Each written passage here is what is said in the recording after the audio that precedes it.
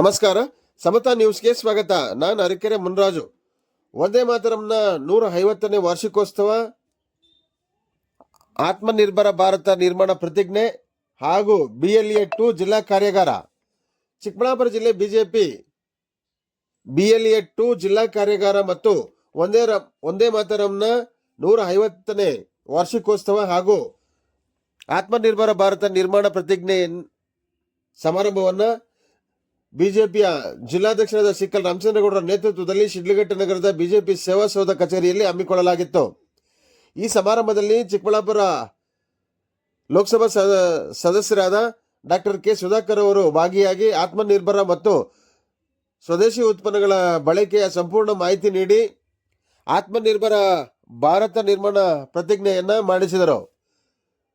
ನಾನು ಆತ್ಮನಿರ್ಭರ ಭಾರತದ ಕನಸನ್ನು ನನಸಾಗಿಸಲು ಶ್ರಮಿಸುತ್ತೇನೆ, ಸ್ವದೇಶಿ ಉತ್ಪನ್ನಗಳನ್ನು ಬಳಸುತ್ತೇನೆ, ಸ್ಥಳೀಯ ಕೈಗಾರಿಕಾ ಮತ್ತು ಉದ್ಯಮಗಳನ್ನು ಬೆಂಬಲಿಸುತ್ತೇನೆ, ನನ್ನ ಗ್ರಾಮ, ನಗರ ಮತ್ತು ದೇಶದ ಪ್ರಗತಿಗೆ ನಾನು ನನ್ನ ಕೊಡುಗೆಯನ್ನು ನೀಡುತ್ತೇನೆ, ವಿಜ್ಞಾನ, ನವೋದ್ಯಮ ಮತ್ತು ಪರಿಶ್ರಮದಿಂದ ನವಭಾರತ ನಿರ್ಮಾಣಕ್ಕೆ ಬದ್ಧನಾಗಿರುತ್ತೇನೆಂದು, ಆತ್ಮನಿರ್ಭರ ಭಾರತವೇ ಶಕ್ತಿಶಾಲಿ ಭಾರತದ ಮಾರ್ಗವೆಂದು ನಂಬುತ್ತೇನೆಂದು ಕಾರ್ಯಾಗಾರದಲ್ಲಿ ನೆರೆದಿದ್ದ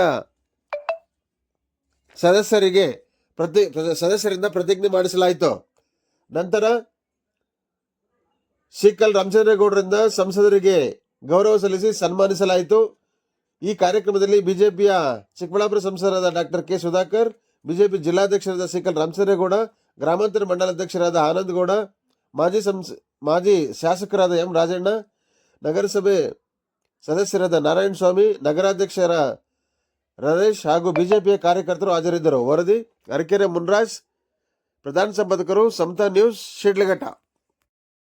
ನೀವು ಅದನ್ನ ತೆಗೆದುಕೊಳ್ಳೋದ, ಸೇರಿಸುವಂತದ್ದ 20 ಓಟ್ ಮಾಡಿದ್ರೆ ಒಂದು ಕ್ಷೇತ್ರಕ್ಕೆ ಎಷ್ಟಾಯ್ತು? 5,000 ಓಟ್ ಆಯ್ತು. ಅಂದ್ರೆ ನಿಮ್ಮ ಅಭ್ಯರ್ಥಿಗೆ 10,000 ಓಟ್ ಅನ್ನ ನೀವು ತಂದುಕೊಟ್ಟಂಗ. ಬಹಳ ಸರಳವಾಗಿ ನಾನು ಹೇಳ್ತೇನೆ. ಏನಾದ್ರ ತಾಂತ್ರಿಕ ಅಂಶಗಳನ್ನೆಲ್ಲ ಈಗಾಗಲೇ ವೀಕ್ಷಕರು ಹೇಳಿದ್ದಾರೆ. ಅದು ಬಹುಶಃ ಎಲ್ರಿಗೂ ಅರ್ಥ ಆಗಿದೆ. ಅರ್ಥ ಆಗದೆ ಇದ್ರು ಕೂಡ ಕೆಲವು ಸಲ ಥಿಯರಿ ಅರ್ಥ ಆಗದೆ ಇರ್ಬೋದು ಕ್ಲಾಸ್ ರೂಮ್ ಅಲ್ಲಿ. ಆದ್ರೆ ನೀವು ಬೋತ್ ಹೋದಾಗ ಪಟ್ಟಿಯನ್ನು ಇಟ್ಕೊಂಡಾಗ ನಿಮ್ಗೆ ಗೊತ್ತಾಗ್ತದೆ. ಈ ಫೋನ್ ತಗೊಂಡಾಗ ಬುಕ್ ಓದಿದ್ರೆ ಏನೂ ಅರ್ಥ ಆಗಲ್ಲ. ಅದನ್ನ ಆಪರೇಟ್ ಸ್ಟಾರ್ಟ್ ಮಾಡಿದ್ರೆ ನೀವೇ ಇಂಜಿನಿಯರ್ಸ್ ಆಗೋದು. ಆ ತರ ಇದು ಕೂಡ ಹಂಗೆ ಅಂತ ಅನ್ಕೊಂಡಿದ್ದೀನಿ. BLO ಜೊತೆಗಳಿಗೆ ತಾವು ನಿಕಟ ಸಂಪರ್ಕವನ್ನ ಇಟ್ಕೋಬಹುದು. ವಿಶೇಷವಾಗಿ BLA 2 ಬಹಳ ನಿಕಟವಾದಂತ ಸಂಬಂಧವನ್ನ ಇಟ್ಕೊಂಡು ಒಳ್ಳೆ ರೀತಿಯಲ್ಲಿ ನೀವೇನೋ ಅವ್ರು ಮಾಡ್ಬೇಕು ಅಂತ ಹೇಳೋದಿಲ್ಲ. ನೀವ್ ಹೇಳೋದ್ರಲ್ಲಿ ಅರ್ಥ ಇರಬೇಕು. ನೀವ್ ಹೇಳೋದ್ರಲ್ಲಿ ತಾಂತ್ರಿಕವಾಗಿ, ಕಾನೂನಾತ್ಮಕವಾಗಿ ಸರಿ ಇದ್ರೆ ಅವರು ಕೂಡ ಒಪ್ಕೋಬೇಕಾಗ್ತದೆ. ಯಾಕೆಂದ್ರೆ ಅವರು ಸರ್ಕಾರಿ ಅಧಿಕಾರಿಗಳು. ಭಾಗಶಃ ಅವರೆಲ್ಲ ಕೂಡ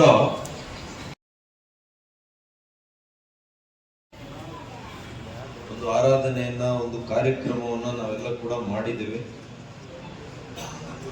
ಚಿಕ್ಕಬಳ್ಳಾಪುರದಲ್ಲಿ ನಾನು ಆ ಕಾರ್ಯಕ್ರಮ ಮುಗಿಸಿ ಬಂದೆ. ಅವರು ಅನೇಕ ಕೃತಿಗಳನ್ನ ರಚಿಸಿದ್ದಾರೆ. ಆದ್ರೆ ಜನಸಾಮಾನ್ಯರಿಗೆ ಇವತ್ತಿನ ಪ್ರಸ್ತುತ ಕೇಳಬೇಕು ಅಂತಂದ್ರೆ, ಕುಲವೆಂದು ಹೊಡೆದಾಡದಿರಿ, ನಿಮ್ಮ ಕುಲದ ನೆಲೆಯನ್ನೇನಾದರೂ ಬಲ್ಲಿದ ಅಂತ ಕೇಳುವಂತ 2 ವಾಕ್ಯಗಳ ಇದು ಜನಸಾಮಾನ್ಯರಲ್ಲಿ ಇವತ್ತು ಗೊತ್ತಿದೆ. ಇವತ್ತು ನಾವೆಲ್ಲ ಕೂಡ ಇದನ್ನೆಲ್ಲ ಕೂಡ ಹೇಳ್ತೇವೆ. ಇಂಥ ಮಹನೀಯರನ್ನ ನಾವೆಲ್ಲ ಕೂಡ ಅವರ ಜಯಂತಿಗಳನ್ನೇ ಮಾಡ್ತೇವೆ. ಆ ಕಾರ್ಯಕ್ರಮ ಆಗಿ ಆಚೆ ಹೋಗುವಷ್ಟೊತ್ತಿಗೆ ಕನಕದಾಸರನ್ನೇ ಜಾತಿಗೆ ಸೇರಿಸ್ಬಿಡ್ತೇವೆ. ಡಾಕ್ಟರ್ BR ಅಂಬೇಡ್ಕರ್ ಅವ್ರನ್ನ ಜಾತಿಗೆ ಸೇರಿಸ್ತೀವಿ. ನಾಡಪ್ರಭು ಕೆಂಪೇಗೌಡರನ್ನ ಜಾತಿಗೆ ಸೇರಿಸ್ತೀವಿ. ಕುವೆಂಪು ಅವ್ರನ್ನ ಸೇರಿಸ್ತೀವಿ. ಅಂತ ವಾಲ್ಮೀಕಿ ಅವರನ್ನ ನಾವು ಜಾತಿಗೆ ಸೇರಿಸ್ತೀವಿ. ಅವ್ರು ಹೇಳೋದೇನು, ಜಾತಿ ಅಂತ ಹೊಡೆದಾಡಬೇಡಿ ಅಂತ ಅವ್ರು ಹೇಳ್ತಾರೆ. ನಾವು ಜಾತಿಗೋಸ್ಕರ ಹೊಡೆದಾಡ್ತೇವೆ. ಮತ್ತೆ ಅವರಿಗೆ ಪೂಜೆ ಮಾಡ್ತೇವೆ.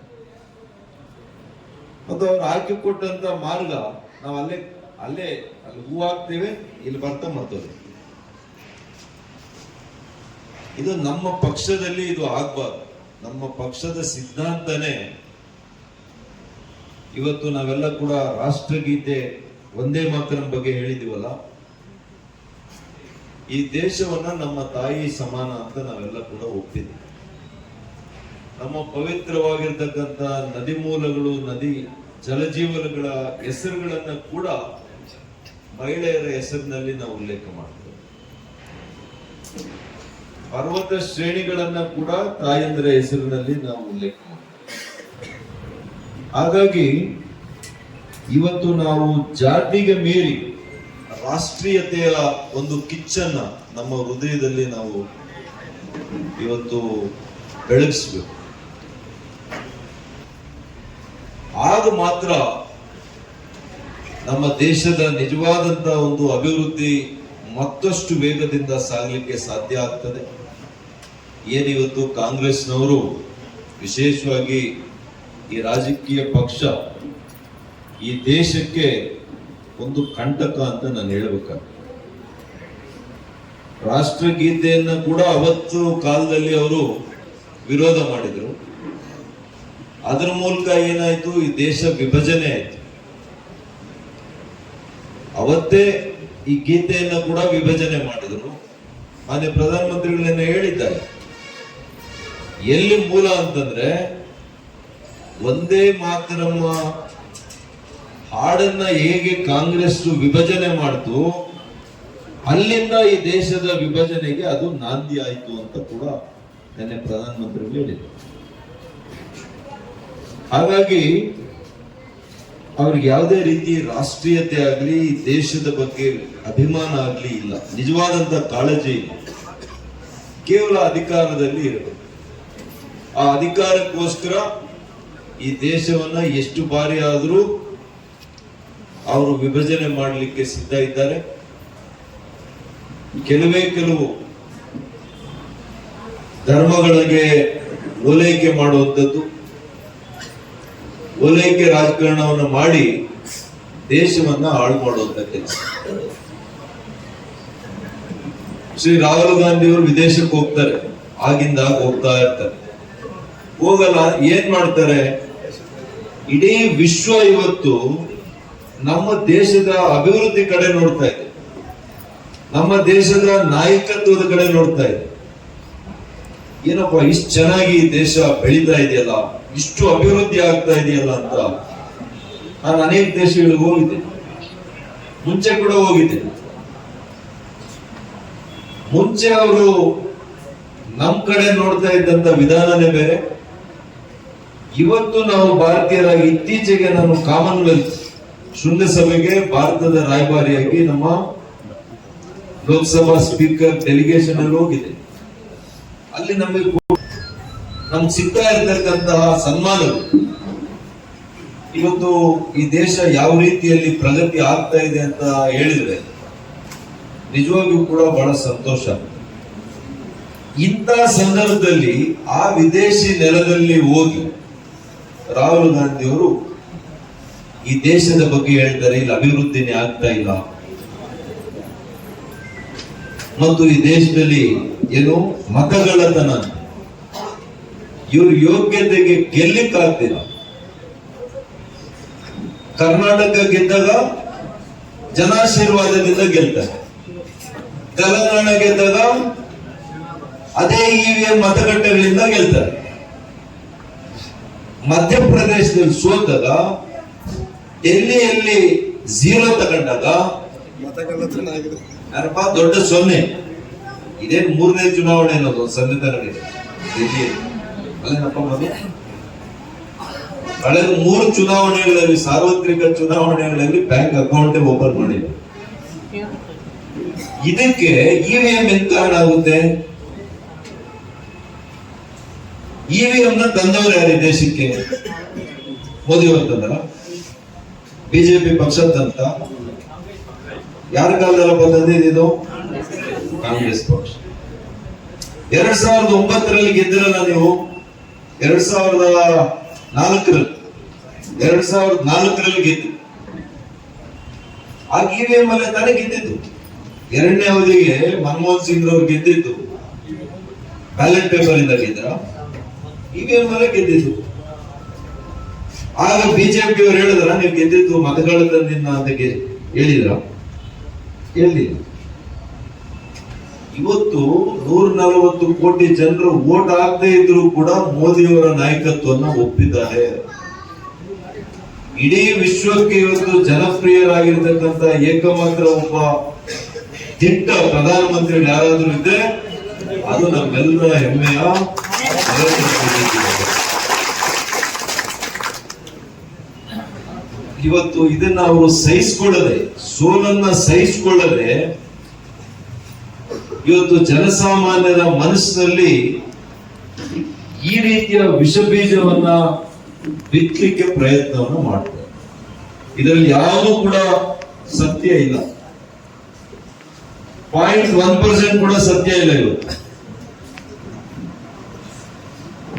ಇವತ್ತು ನಮ್ಮ ಕರ್ನಾಟಕ ರಾಜ್ಯದಲ್ಲಿ ನಮ್ಮ ಪಕ್ಕದ ಜಿಲ್ಲೆಯ ಮಾಲೂರು 11ನೇ ತಾರೀಕು ಇವತ್ತು ರೀಕೌಂಟ್ ಆರ್ಡರ್ ಮಾಡಿದೆ. ನಾವು ಮಾಡಿದೀವ? ಹೈಕೋರ್ಟ್ ಮಾಡ್ತೀವಿ, ಸುಪ್ರೀಂ ಕೋರ್ಟ್ ಹೇಳ್ತದೆ.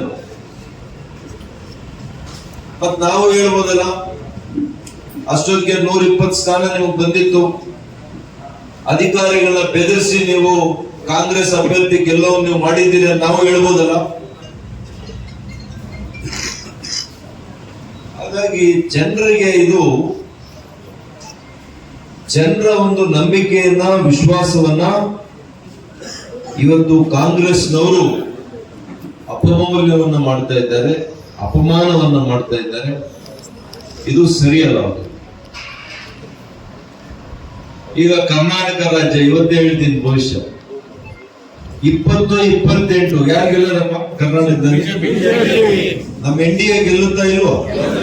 ಸಣ್ಣ ಮಗುನ್ ಕೂಡ ಹೇಳಿದ್ರು ಕೇಳುತ್ತೆ, ಹೇಳು. ವಯೋವೃದ್ಧರು ಕೇಳಿದ್ರು ಹೇಳ್ತಾರೆ. ಈ ದರಿದ್ರ ಕಾಂಗ್ರೆಸ್ ಸರ್ಕಾರ ಮೊದಲು ಹೋಗ್ಲಿನಪ್ಪ ಅಂತ ಹೋಗ್ಲಿ ಕಾಯ್ತಾವ್ರೆ, ಯಾವಾಗ 2 ವರ್ಷ ಆಗುತ್ತೋ ಅಂತ. ಸ್ವಲ್ಪ ತಿರ್ಗಾ ಹೇಳ್ತಾರೆ ಬೇಕಿದೆ. 23ರಲ್ಲಿ ಇವಿಎಂ ಅಲ್ಲಿ ಗೆದ್ರು, 28ರಲ್ಲಿ ಅದೇ ಇವಿಎಂ ಅಲ್ಲಿ ಸೋಲ್ತಾರೆ. ಅದು ಜನರ ತೀರ್ಮಾನ ರೀ. ಮೆಷಿನ್ ಏನ್ ಮಾಡುತ್ತೆ? ಹಿಂದೆ ಎಲ್ಲ ಬ್ಯಾಲೆಟ್ ನೀವು ನೋಡಿದಿರಿ, ಹಿಂದೆ ಎಷ್ಟು ಅದರಲ್ಲಿ ಮ್ಯಾನಿಪುಲೇಷನ್ ಆಗ್ತಾ ಇತ್ತು. ಪಾಪ ಟ್ರೇ ಅಲ್ಲಿ ಇದ್ದಂತ ಇವ್ರು ಮಾವ ಅದಕ್ಕೆ ಗೆದ್ದಿದ್ದಂತ ಅವ್ನು ಸೋಲಿಸಿದ್ರು. ಮುನ್ಷಾಮಪ್ಪನವರು, ದಿವಂಗತ ಮುನ್ಷಾಮಣ್ಣ ಹಿಂದೆ ಗೆದ್ದಿದ್ರು. ಆ ಬ್ಯಾಲೆಟ್ ಪೇಪರ್ ಇದ್ದಿದ್ರಿಂದ ಆ 25 ಬಂಡಲ್ ಮಾಡ್ತಾ ಇದ್ರು. ಇವರು ಬಂದಿದ್ದ ಬಂಡಲ್ ಎಲ್ಲ ಕೂಡ ಕಾಂಗ್ರೆಸ್ ಅಭ್ಯರ್ಥಿಗೆ ಹಾಕಿ ಕೆಲಸ. ಈ ರೀತಿಯಲ್ಲಿ ಅನೇಕ ಉದಾಹರಣೆಗಳು ಕೊಡಬಲ್ಲೆ.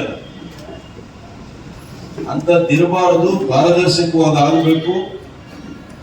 140 ಕೋಟಿ ಜನರಿರುವಂತಹ ದೇಶದಲ್ಲಿ ಬ್ಯಾಲೆಟ್ ಪೇಪರ್ ಅಲ್ಲಿ ಮಾಡಕ್ ಸಾಧ್ಯ?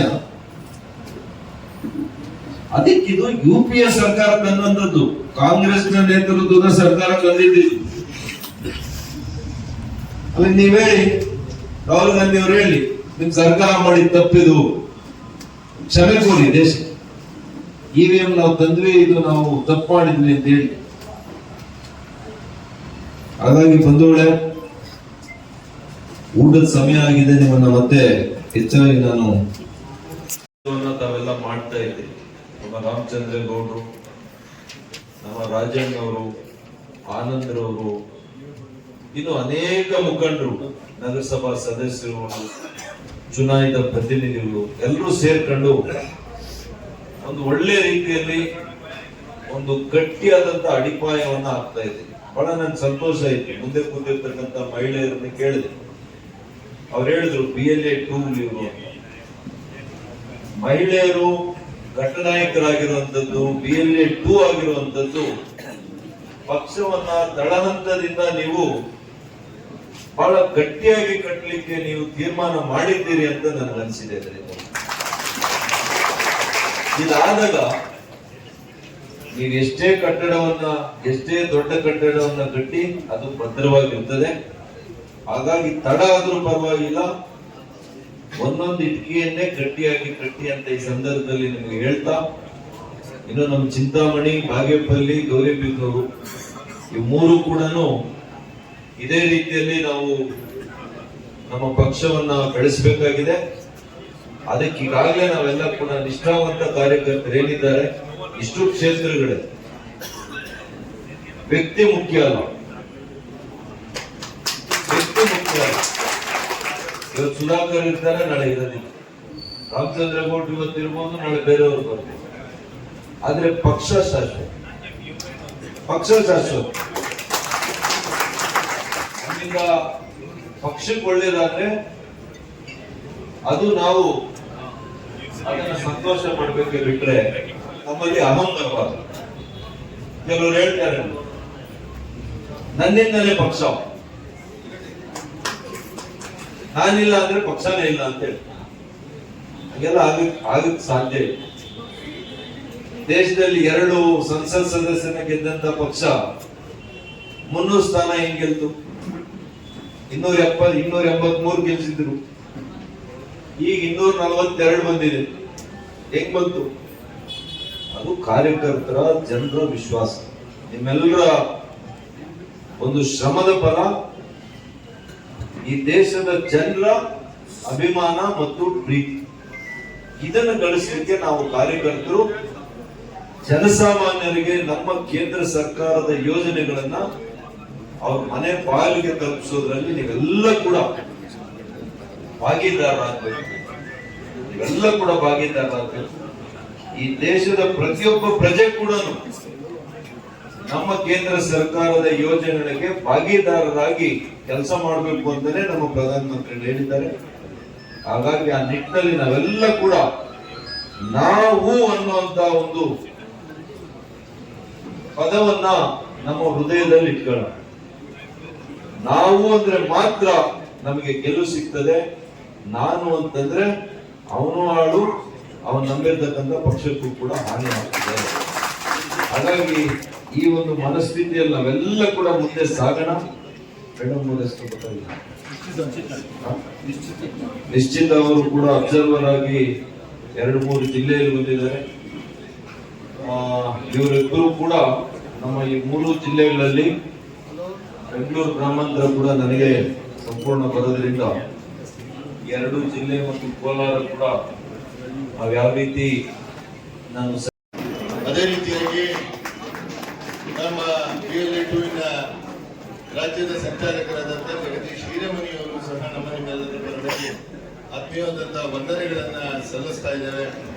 ಅದೇ ರೀತಿಯಾಗಿ ಈ ಕಾರ್ಯಾಗಾರವನ್ನ ಯಶಸ್ವಿ ಆಗೋದರ ದೃಷ್ಟಿಯಲ್ಲಿ ನಮ್ಮ ಜಿಲ್ಲಾಧ್ಯಕ್ಷರು ನಮ್ಮ ಸಂಪೂರ್ಣ ಸಹಕಾರವನ್ನ ನೀಡಿ ಯಶಸ್ವಿಗೊಳಿಸೋದಕ್ಕೆ ಕಾರಣೀಭೂತರಾದಂತ ಮಾನ್ಯ ಸೀಕಲ್ ರಾಮಚಂದ್ರೇಗೌಡರು ನಮ್ಮ ಜಿಲ್ಲಾಧ್ಯಕ್ಷರು, ಅವರಿಗೆ ನಿಮ್ಮೆಲ್ಲರ ಪರವಾಗಿ ವಂದನೆಗಳನ್ನ ಸಲ್ಲಿಸ್ತೇವೆ. ಹಾಗೆ ನಿಶ್ಚಿತ ಮೇಡಮ್ ಅವರಿಗೂ ಸಹ ವಂದನೆಗಳನ್ನ ಸಲ್ಲಿಸ್ತೇವೆ.